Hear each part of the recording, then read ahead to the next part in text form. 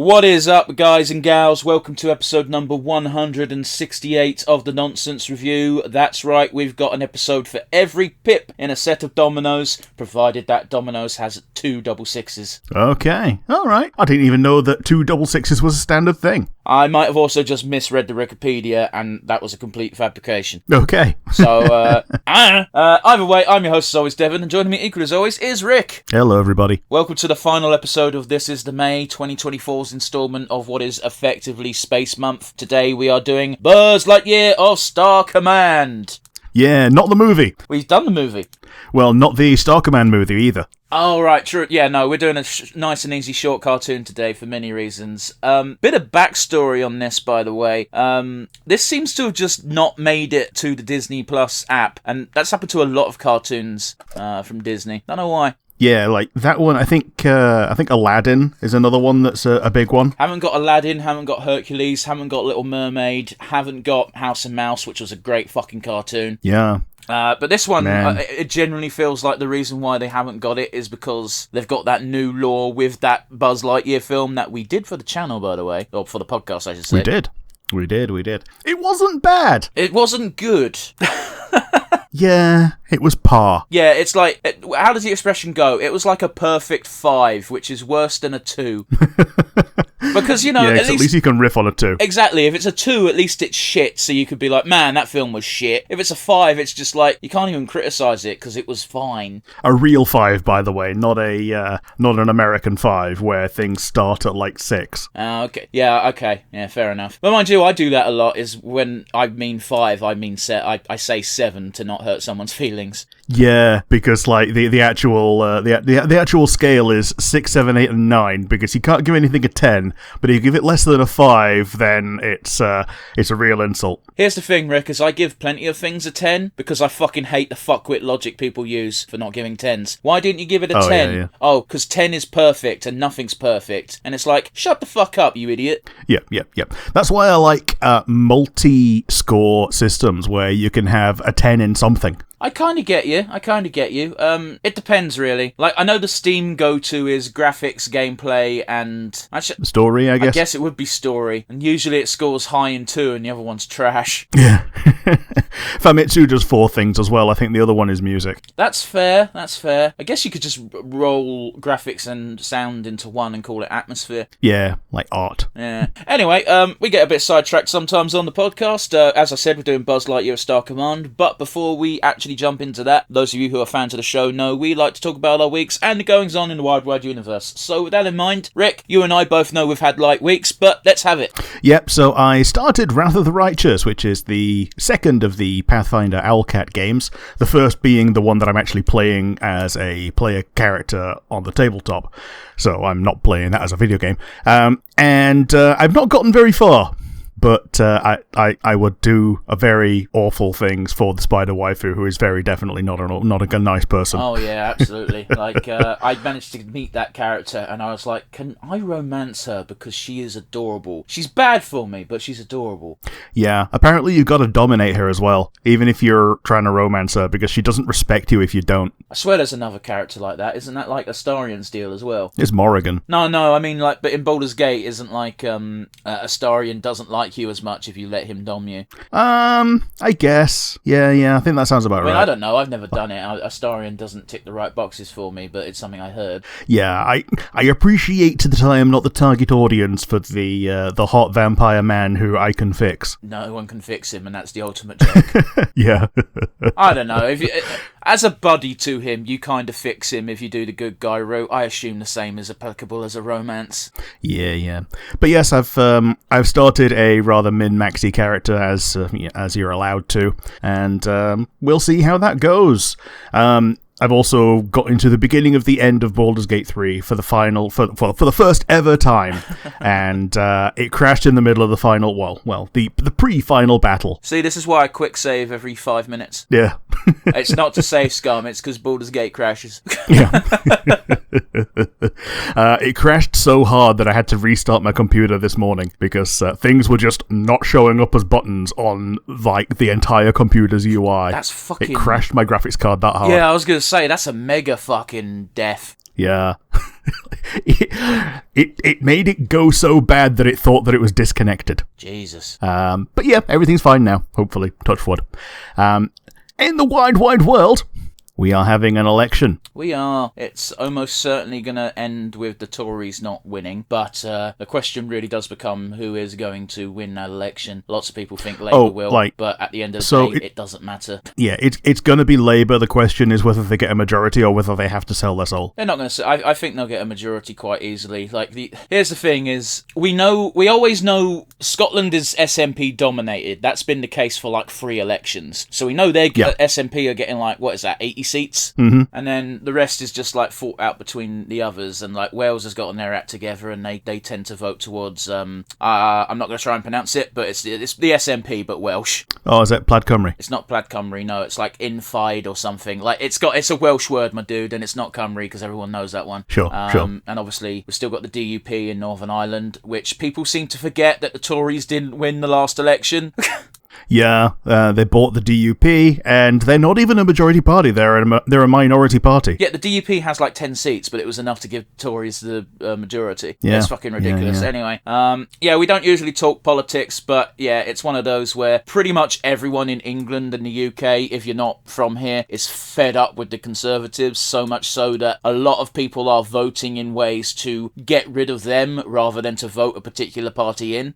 Yeah, it's one of those things. The tactical voting often shoots people in the foot because not everybody is on board with the tactical thing, and they still want to vote red or yellow. And for a lot of the time, yellow is just a wasted vote. It's not true in this area. You've got to bear in mind, Rick, in the south, we're Tory dominated. In my county, which is I'm not rich, but a lot of people here are wealthy and older, and it is Tory dominated as fuck. Last election, I'm going to give away slightly where I live here. Our MP is Dominic fucking Raab.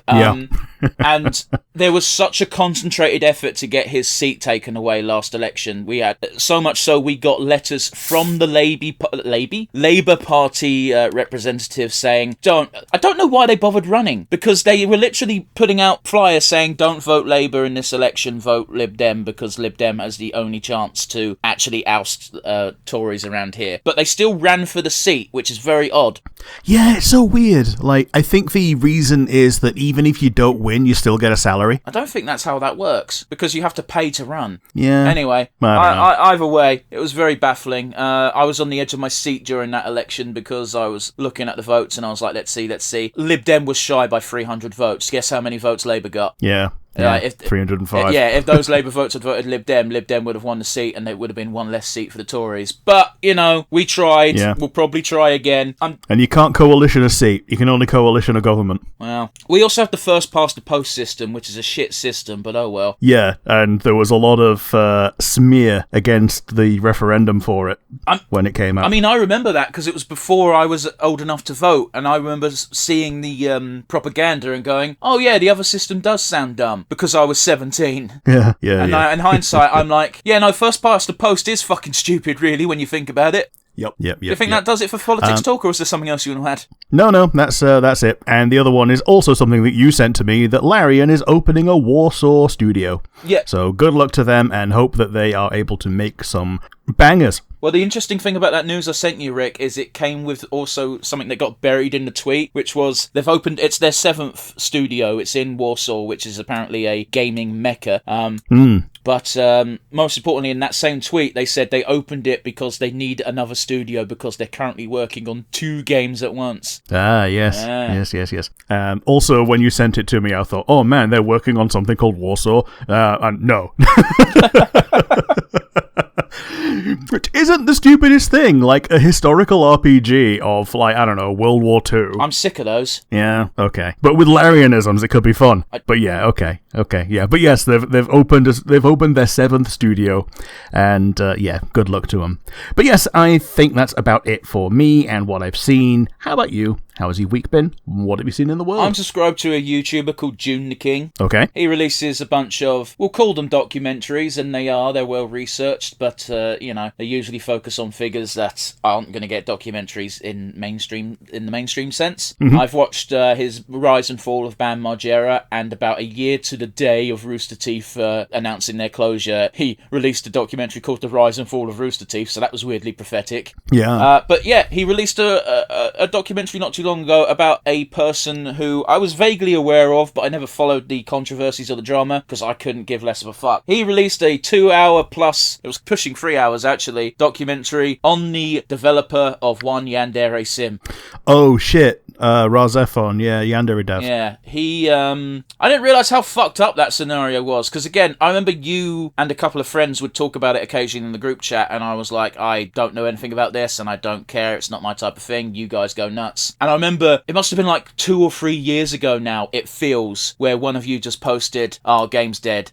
Yeah, we were excited for it because it felt like a fun thing to have. I even had a Yandere-chan Dark Souls 3 character. And yeah, he got more and more unhinged as time went by. And I think the quote is something along the lines of, "I wouldn't be horny if you didn't look so cute in that." Well, here's the thing, Rick, is this documentary went to his previous life before Yandere Sim as well, where he was a self-confessed incel. Yep. Which is never a good sign, and ends with, by the way, he got caught trying to elicit lewds from a 16-year-old girl. Yep, that's exactly what that's where that quote comes from, pretty much. Yeah, they played some of the voice recordings, and it made my skin fucking crawl. And he did the usual thing that people do when caught in these weird scenarios, where he went, "I'm deeply sorry this happened," and it very much read as "I am very sorry I got caught doing this," and then donated some money to a random charity that was vaguely related. And it's like, yeah, I can see why this guy's career smashed and burned. Yeah. So now that that's swept under the rug. Yeah, that's about it. Apparently he's still allegedly working on the game, but if anyone believes that, you're a fucking idiot. Oh, yeah. The fact that it's taken 10 years to go from demo to demo with Act 1 partially done. Yeah, and something very interesting came up in a documentary as well, because it is just clips of the guy's updates on YouTube, and he'd be like, "Stop sending me emails about X, Y, and Z," and it's like, bro, why the fuck did you give him your email address? Yeah. I think the email address is mainly for, like, people who are applying for, like, roles. Yeah, but then his excuse for every update not happening is, "I have to read 15,000 emails a day," and it's like, then just don't. Yeah, like, dead easy. Essentially, I'm not going to talk about his personal failings, of which there are many, but like looking at the development cycle of everything that publicly he released and said, I've not done this because of X and Y, and it's like, oh, bro, you just can't fucking organise, can you? No. Like, I don't know why. Like you say, yeah, emails. I don't know why he reads all the emails. Like, I don't read all my emails. Most of them are garbage anyway, even the ones that come from people that I, like, need to know things from. Like, you can see those immediately. More or less. Click on them immediately. Yeah. But, like, the guy was getting $4,000+ a month at one point. Like... Yeah. And he was complaining about having to be the producer, director, and lead programmer, and it's like, you're getting $4,000 a month. Offload some of the work, my dude. Yeah, he didn't want to do that because he wasn't sure of the quality that someone else would do. Either that, or he didn't want other people to show him up. It's one of those funny things where pretty much everyone who worked with him has said, yeah, no, he can't code for shit. Oh, no, he can't. Like, you can, like, watch his coding streams and it's just else-if clauses. Like, yeah, I believe the term spaghetti code was said so many times that it lost all meaning at one point. Yeah. Else-if is a very kludgy way of doing things, and that was basically his entire coding method. And that meant that every single time the game was checking for anything, it was checking the entire game, essentially. Oh, I'm not an expert in coding by any means. I'm very loosely aware of certain terms, and that sounds bad. Yeah. And that's not good. That sounds bad and that's not good. Oh boy. We've got to watch Fatal Deviation. Anyway, that is to say, this documentary is really well done. I like June the King as a documentary type guy. He does cover some topics which I don't agree with people documenting, like Chris Chan extensively, because the internet definitely fucking broke that person. But yeah. Apart from that, a lot of the stuff that I have seen, like the Bam Margera, the Rooster Teeth, and now the Yandere dev, it's very interesting to watch, especially in the background. And he does come off as rather unbiased, which is useful. Yeah, totally. Anyway, I just thought I'd mention that. Rick, recording on a Thursday this week. We are. Yes. Because something is happening to you. Exactly. Tomorrow is MCM London Comic Con. I'm going to be going with a friend. We go to buy merch. There's no panels I'm interested in, and all the guests are a bit turd because I'm not an anime guy. Sure. Like Sabat's going to be there, and not Sabat. Is it Sabat? Yeah, Chris Sabat. Yeah. Okay. Vegeta. Yeah. And a bunch of My Hero Academia voice actors, but they're all people who that's cool for people who are into that, but I don't really care. So I'm going to get merch. So guess what I'm going to talk about next week? Yeah. Speaking of Hero Academia, that actually ended this week. Did it actually end? I thought they were 2 chapters away from the end. Apparently this is the final chapter, but... That's not what people talking about it sound like. Okay, there might be some post-game chapters, but this is the finale of the final fight. Oh, okay. Well, it's not the end then, is it? It's the end of the final fight, which is a bit different. Yeah, there's going to be at least 5 more chapters. Because, again, the opening of the anime, at least, and I assume the manga opened the same way, was, this is how we all became legendary heroes. Yeah, well, it's... the original series was like, this is how I became the greatest hero. And then in the final series, it was like, this is how we all became legendary heroes or whatever instead. Anyway, yeah. But either way, like, it's being told by, obviously, older Deku, who's obviously gone through everything and can't die. But yeah, MCM's going to be fun. I'll talk about that more next week. The last thing I've got to talk about in personal news is, Rick, I got my first Hades 2 clear. Did you? Sweet. Yeah. Sweet. That final boss is a real pain in the dick. What weapon did you use? The first basic one. Okay. That being said, I did max out Menanoi's aspect on it, so it's got like 30% increase in... Everything. Not everything, no. Increase in Omega attack speed. Okay. All the aspects have like one gimmick that they increase, and yeah, if you increase the rank of it, it does that thing better. Like, I remember Zagreus' sword, I believe, was just a straight up increase to attack by 30% once you maxed it. Mm-hmm. But yeah, that final boss is hard. I heavily suspect that his HP is going to be lowered, or rather his max HP is going to be lowered in the final release, because I think they don't want people to beat the game very easily on early access. Yeah, fair enough. But yeah, I've cleared both routes now, and yeah, I really didn't. I beat that final boss in a run that took me 45 minutes, damn near. Yeah, and it feels like about 8 of those minutes was just the final boss. So you know, I don't know, man. Like I said, it might get easier. I might just be shit. That's absolutely fine, and I might get better. It's just the only way. And I don't really fully count the run as me being good at the game now. I had 4 Death Defiances when I fought the boss, and I was down to 10 HP when I won. Yeah, I also get that feeling sometimes when I'm not. I know that I'm not the reason that I won something. Like, I know it's the build that carried me. Yeah, but it wasn't even the build. It was literally just I had the HP to burn. Yeah, fair enough. But you know, it is what it is. I feel like every zone up until Tartarus and the final boss is quite easily doable by me. It's just when I get to that final zone, it's a fucking brick in the face. But anyway, that's it for personal stuff. Rick, are you ready for some news? Let's go. This one isn't really news, and I can't tell if it's a joke or not because it involves my favourite type of people. Are you ready? Let's go. Rick, have you heard of the ice ball theory? I don't think so. Cool, so this is this fun theory where flat earthers now think that the earth is flat for sure, but it is protected from the universe because it's encased in a giant ball of ice. Okay, I've heard of the ice wall. Ice wall is a different thing. Ice wall is people watched Game of Thrones and went, yeah, that's how the Earth works now. Oh, man. I'm not joking.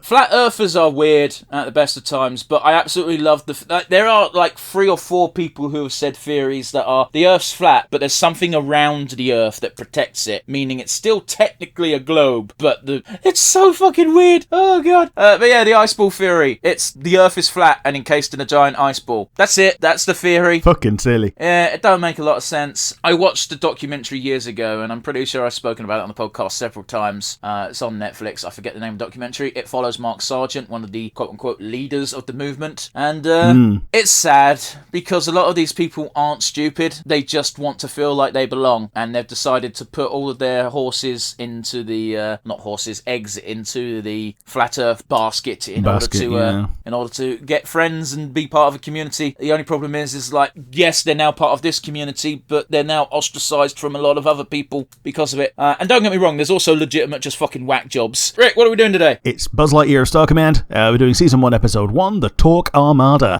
3, 2, 1, and go.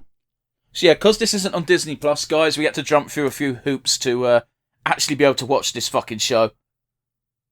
Yeah. So I forgot that it had the 3D CG opening. I was just about to say the exact same thing.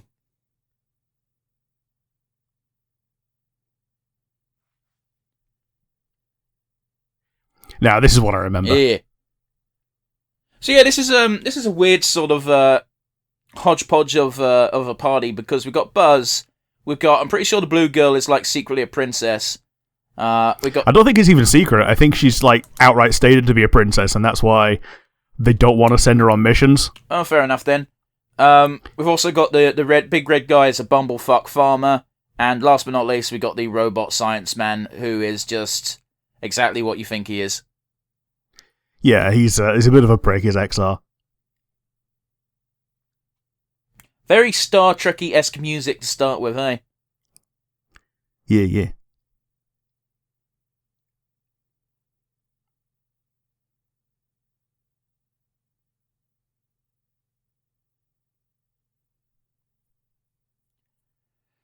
Yeah, the robot's a bit of a coward. Yeah.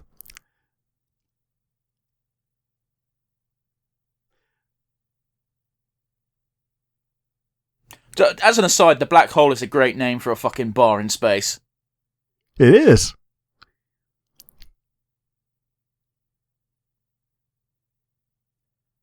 I'm really surprised that they just gave everyone Buzz's armor as the uniform, though. Yeah, like even the commander's got the same thing. These are some cool alien designs, though. Yeah, I like the one with the trunk. I love how Booster's got the excuse of he's big, he can't help but bump against people, whereas the robot's just a dick. Mm-hmm. Yeah. I know that voice actor. I know that voice.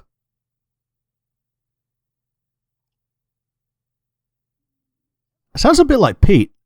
Not really, it's a bit off.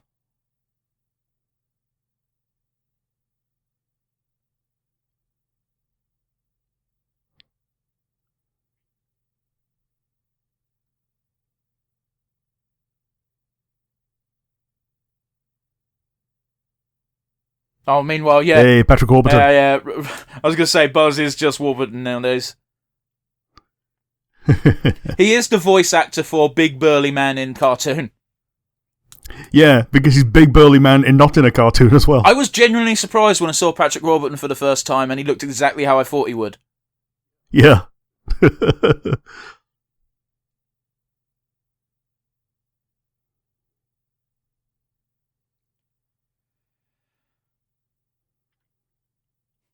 Yeah, his voice is a bit higher now. It's before he became more of a caricature of himself, I assume.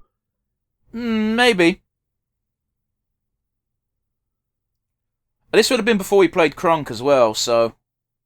Yeah, before Kronk and before Joe. I don't know if this was before Joe. Because this was in 2000 after. Oh, yeah. So about the same time then, yeah.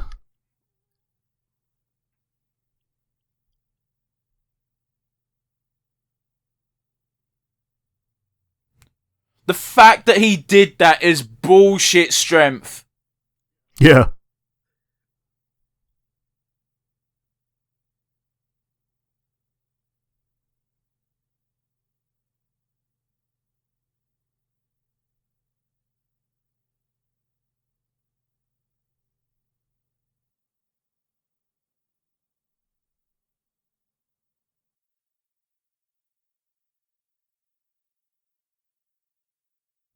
My money would be on Buzz in a fist fight.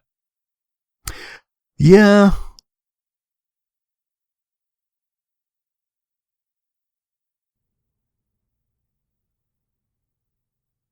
So this is an interesting depiction of Buzz, though, isn't it? Because he's meant to be the straight-laced Captain America type, and here he is actively arguing with a fucking prisoner. Yeah, it's a weird version of it, but I guess it's one of those where to have the series, you need to have flaws in the character. Yeah, no, certainly. It's just, he could have flaws without outright doing this shit, because he just looks like a generic fucking American cop that likes to pick on people when they're down. Yeah, this is before that was looked down upon as a character trait. Well then.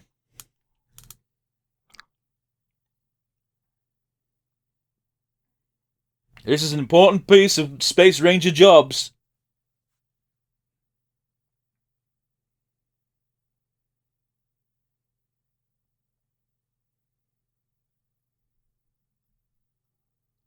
He looks like Golden Go. Golden Go? That's what it reminds me of. What's Golden Go? It's the Gimmighoul evolution in Pokemon. What, the robot? Well, he's more of a pile of coins that looks like a cheese string.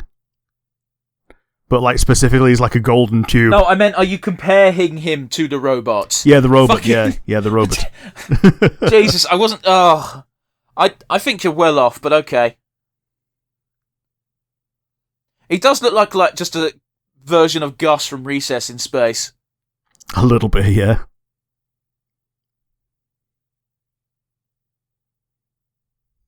Buzz is like, yay, I successfully managed to motivate the most easily motivated part of my team. Yeah, motivate the slackers into doing their job.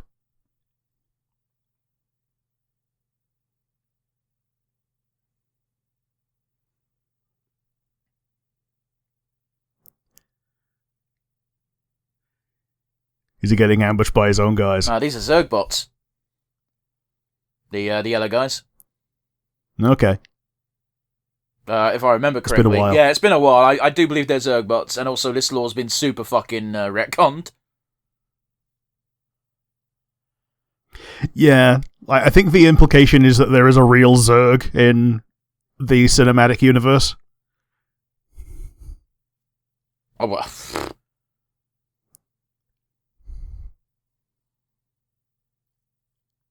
So all of these creatures can breathe in space then, yeah? Apparently. Yeah, there we go. They are Zergbots. Oh, the Brain Man. He's another character, ain't he? Mm.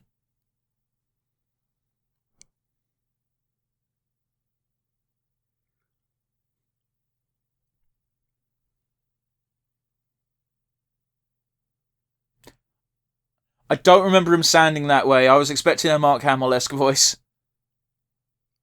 Yeah, I also remember him talking like this, but I also remember how he speaks in the movies. Well, yeah, but in the movies, he's literally trying to be Darth Vader. Yeah, it's like, destroy Buzz Lightyear. Is that DiMaggio?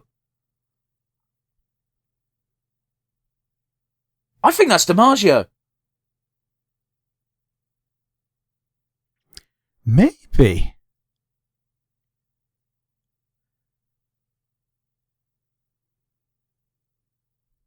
Because it's sounding... Yeah, that sounds like Because it sounds a bit Dr. Drakony, which I know DiMaggio also did. Yeah. DiMaggio? Is that how you say his fucking name? Yeah.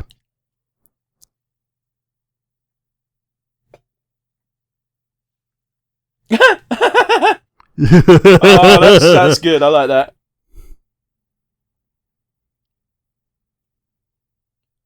It's always bad when they don't show you. Mm-hmm.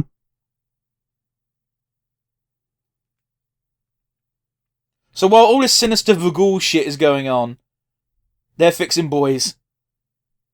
Yo, Space Boys. That is one of the most useful fucking abilities to have. Yeah, Kitty Parade. The fucking picture they use for Patrick Warburton on the fucking IMDb page for Buzz Lightyear. He's dressed up like the fucking Tick.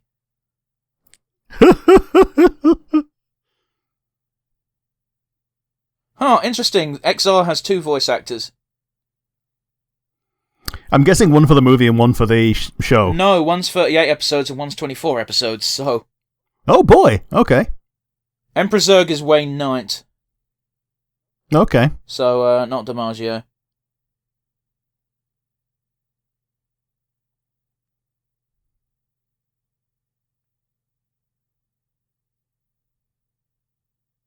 Oh, Jon Favreau's in this. Fuck me, I didn't realise he'd been acting for so long.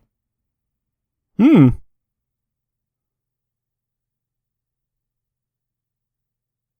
We're not going to hear him, but he is in the show. I missed about 90% of the visuals for that because I was busy browsing IMDb. My apologies. Yeah. So the Dickhead McGee has got the mission to go and get rid of Torque, or rather recapture him.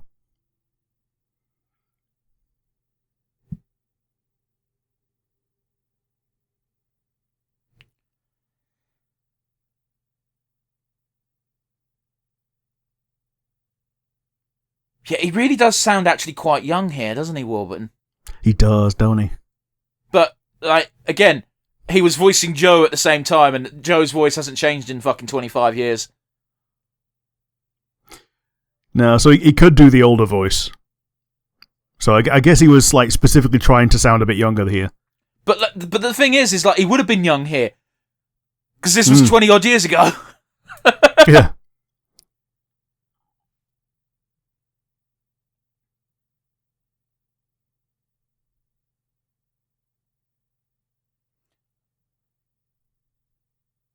He got a belt.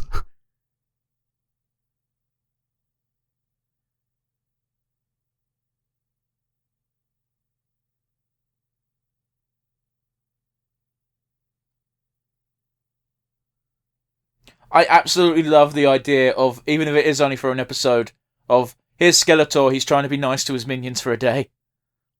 Yeah. Nice job, Grubs. Because his management style is, he's been told by HR.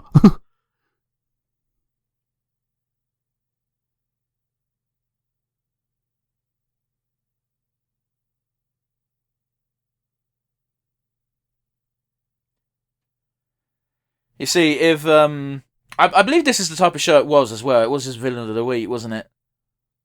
Yeah. Oh, that looks painful.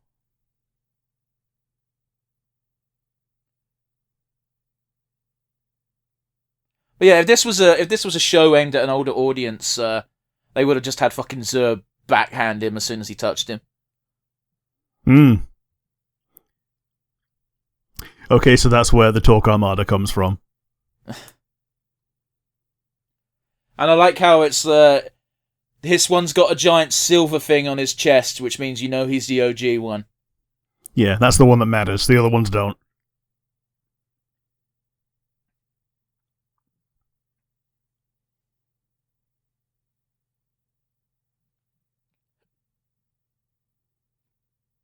He's got kind of like Electabuzz beard. He does a bit. This sounds like Men in Black. I mean, they were doing a Men in Black series around the same time, so I wouldn't be surprised if they just nicked the music. Yeah. That was a surprisingly decent cartoon. But again, I don't know how much of this is actually decent cartoons, or I remember watching it as a kid, so therefore... It was generally fun as a kid, and there wasn't anything better. The thing I remember most about the Men in Black cartoon is, you know the little fucking weird, long coffee aliens? Oh yeah, the worms. Yeah, I remember them being drawn incredibly disgustingly. Yeah.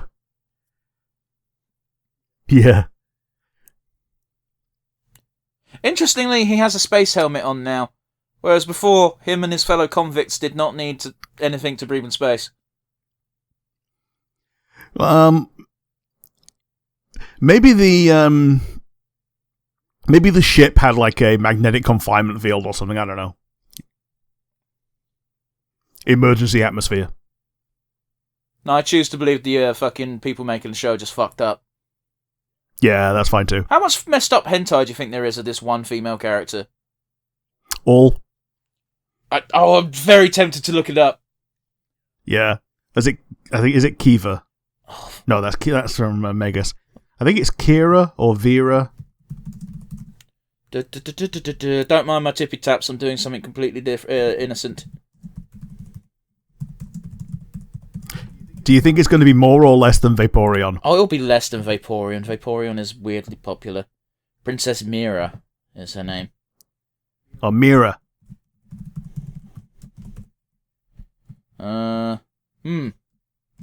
Mira. If I type in Mira, it just says, "Do you want to look at Miranda Lawson?" No. Princess Mira has no results. Oh, there is one result, but it's from fucking Samurai Jack. Huh. That's very tasteful. Let's Okay. type Buzz Lightyear. 307 images for Buzz Lightyear of Star Command. Oh, goodness. Okay, yeah, no, there's a... Okay, it's Mira Nova, not Princess Mira on Rule 34, and there are 244 images. Okay. So, yeah, orders of magnitude less than Vaporeon. Jesus Christ, the very first image is her getting eaten out by Neptune's daughter from SpongeBob. That's a thing to unpack. Okay, yeah, fair enough. What's the very first image? It's just a picture of her tits and a bit of bush. This is how bored I am, guys. And there's one... Yeah, I get you. There's one image of her getting gangbanged by the little green men. I'm going to tab out of that. That's bugging. As funny as it is, we've got a podcast to do. But yeah, I didn't look up Vaporeon, but I'm sure she's into the thousands easily. Oh, yeah, like dozens of thousands.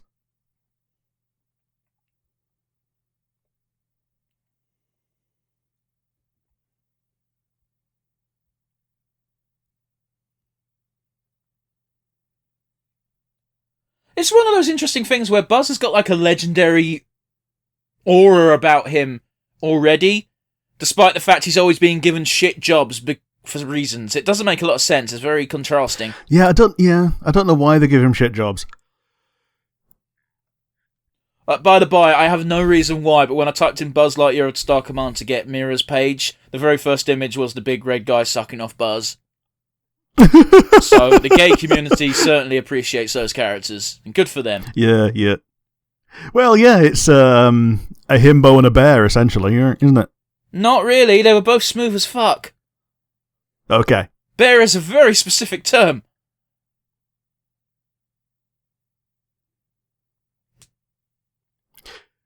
Okay, so set the buoys up as, like, mines. What happens when the blah blah blah gas crystals hit the bloody blahs? Yeah, they super explode. Shaka boom boom. Boom chicka boom boom cracka boom boom. That does look like a fucking poly thruple, doesn't it? A little bit. Like the way she's clinging on to him and then the fucking big guy's just tapping him on the head. You can't tell me there's some weird fucking sex shit going on in Star Command.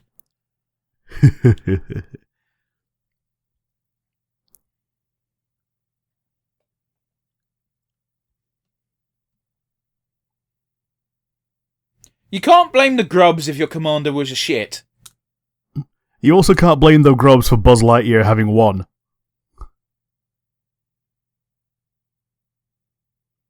Like, seriously, that's just ripped one for one from Draken.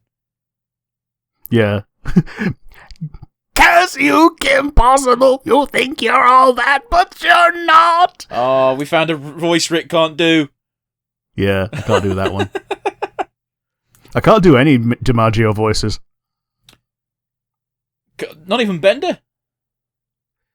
No, because he's like prime DiMaggio. I can't do that. Ah. What about Waka? Because Waka's just DiMaggio doing a Caribbean accent. Well, that's just Waka, yeah? It's just, yeah. It's oh, just yeah, like... no, you can't do that one. No, I can't do DiMaggio. That's fine, man. We all have our limits. You can do way more voices than I can. I'm having a joke and a giggle, and I think you know I'm laughing with you. Yeah. Now, let's just Let's just default to Matt Berry instead. I can do that one. You can, and it's amusing every D&D session and never gets old. Yep. Mostly because I don't think... here's the thing, Rick, is I want you to watch What We Do in the Shadows, the series, because then you'll know why I find Matt Berry so fucking funny. Because him as Laszlo is the best. Yeah. Like, the most Matt Berry I've seen is in Disenchantment, because I've not seen a lot of the IT crowd. Well, IT crowd is fucking... Did a weird... In retrospect, it's awful, but at the time, it was funny. Yeah. Matt, I mean, actually, I think it still has aged pretty well. No, sorry, I just mean the creator was a piece of shit, not the actual content. Oh, okay. But the thing that makes me laugh about the creator the most is, like, he went off the deep end for no fucking reason. He got asked a question once of people looking back at the IT crowd during the fucking, the joke of this woman used to be a man, and that was the gag for the C plot of an episode. And the person asked him a very innocent question of, doesn't this come over as a little bit transphobic? And instead of answering it in any way, he just went on a fucking tirade and then hasn't stopped since. Yeah.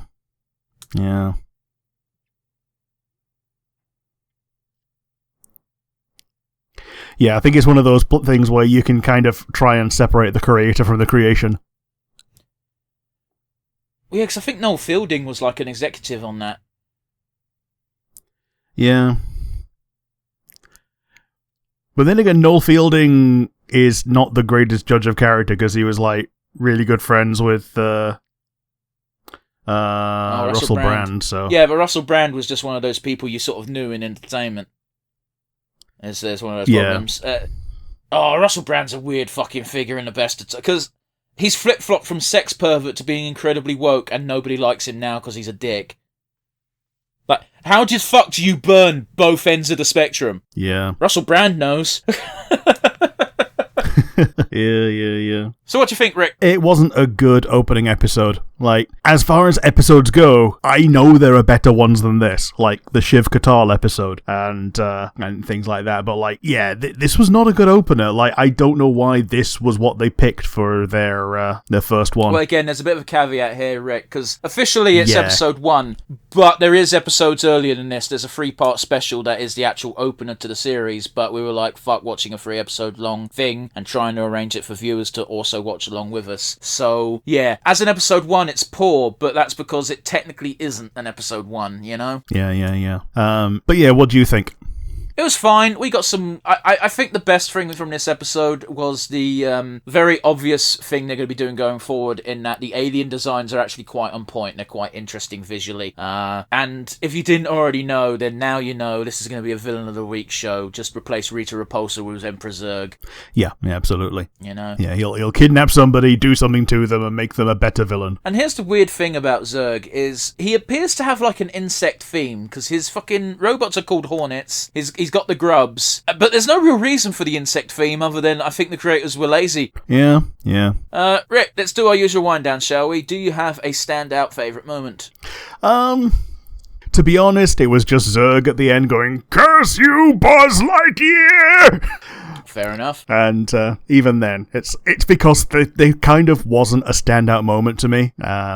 And yeah, just watching the villain get frustrated is usually a good time, and it didn't disappoint. But yeah, how about you? Do you have a favourite moment? Yeah, my favourite moment was when I got distracted about about 15, maybe 12 minutes in, and I was like, I wonder how much porn there is of this character. And it's nice to know that even 20 years ago, people were perverted enough to make drawings. Yeah. Well, even then, a lot of the time, it will be people since then who've gone, ooh, yeah, I remember that character. Let's get the pen out. I mean, case in point, there was at least 10 images on that first page that were AI generated, quite obviously. Oh, okay. But yeah, no, I went back in time. I went to like the very first page to look at the first picture, as you probably heard, and then again, here's the alien gangbang of the little green men. That is clearly pre-2010. Yeah. On that bombshell, Rick, what's your weakest link? Yeah,